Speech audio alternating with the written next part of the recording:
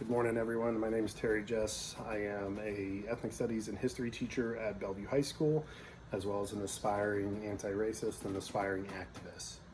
I want to thank the TEDx Bellevue Club and specifically Carlos Nunez for inviting me to talk to y'all this morning. And it was challenging to think about what I wanted to say because there is so much going on in the world. For those that have a critical consciousness, that see the injustices in our world, the weight has been heavy. And so, what words did I want to share? And my mind went to what's giving me hope, and that's education. Not schools. Notice I didn't say schools. Education. You see, education is supposed to be about liberation. It is supposed to be, as Paulo Freire and Bell Hooks call, the practice of freedom. But I got to ask you, do you feel free in schools? When you leave the building, do you feel that your mind, your body, your soul has been liberated? I thought not. And that's because they're not designed to. Schools are designed to maintain the status quo of white supremacy, of patriarchy, of heteronormativity, of injustice. And so, as I think about education and what's giving me hope, I think we have to compare the two, right? School asks you to think only of yourself. Education asks you to think of the collective community. School wants you to compete. Education wants you to grow. School asks, what do you want to do? What job do you want to do? Education asks, who do you want to be as a person? Right? And so as we contemplate that, I have hope. Because in spite of the fact that I deeply miss my classroom, my community, my students, my co-learners, I've also been extremely encouraged with the amount of authentic learning taking place in online spaces. Like, can we just acknowledge that elders of color and youth of color have been putting in the work to provide authentic, liberatory education in our nation over the last few months? It's been the realest thing I've seen, right? I've seen more authentic research, dialogue, conversations, change of mind, change of thought, growth in online spaces than I have seen in perhaps all my years in school, which is pretty telling. So, how do we start to rectify this? How do we rectify the divide between what liberatory education is and what our schools are providing? Well, I think it's going to be in 3 parts, and I hope you'll all join me in making sure that we nail all 3 parts moving forward. First, we have to acknowledge that school is a hostile environment for folks of color and for those with a liberated mind. So, the first step is we have to create space, right? We have to create space within these systems in order to maintain our energy, and in order to maintain our hope, and in order to survive this work. We got to build coalition, right? Find the teachers, the staff, the students who are dedicated and committed to liberatory education and build that community up. When we feel isolated, that's when we despair. And when we despair, that is when we end up giving up or slowing down in the work. And that is how the system gets maintained. They want you to feel alone, because alone you are not a threat. But as a collective, look around. We're seeing it. It is the greatest threat to the status quo. And so, find your people. Create space. Make a club. Take over a room during lunch. Whatever it takes to find a space to be able to fill your cup. To lay your armor down, even if it's just for a little bit.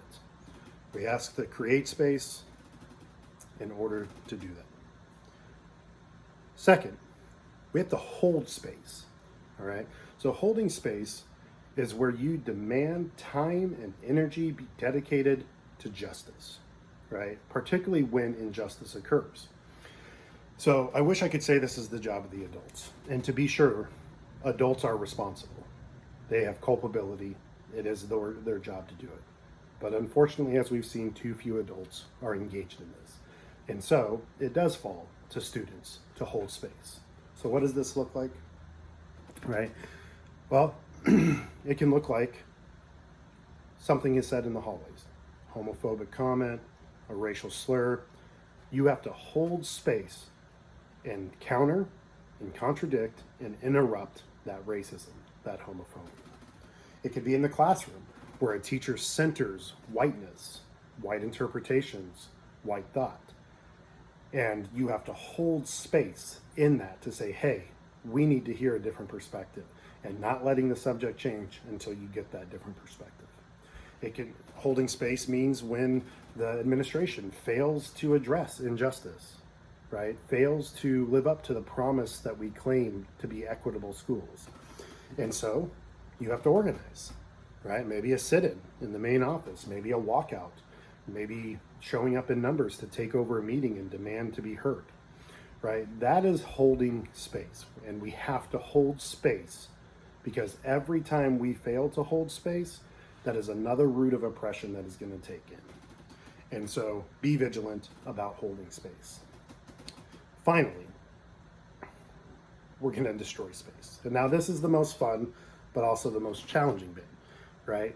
There are simply some things that have to be destroyed in our schools in order to change it over to liberatory education, right? Some of this shit just got to be burned to the ground.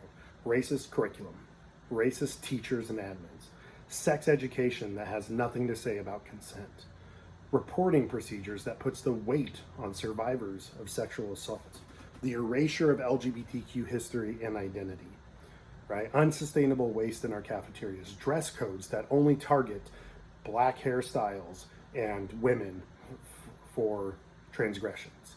And then what about school discipline?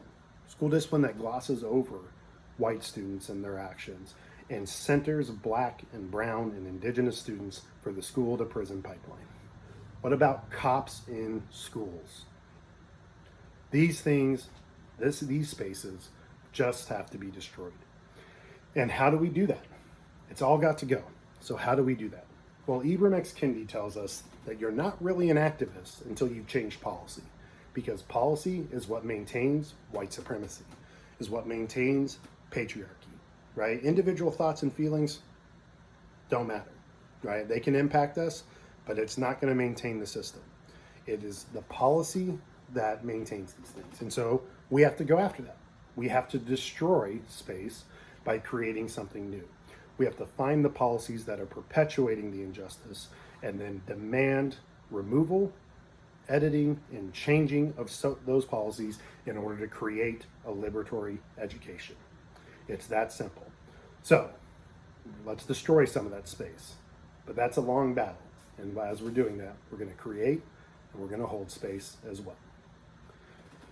So just a few days ago, we lost another legend in the work, right? Another champion of justice. And John Lewis would have wanted me to remind you to get into some good trouble. So as you go back to your schools, your colleges, your communities, let's get in some damn good trouble. And if anyone has a problem with it, you have them come see me. Thank you, and continue to change the world. Much love, y'all.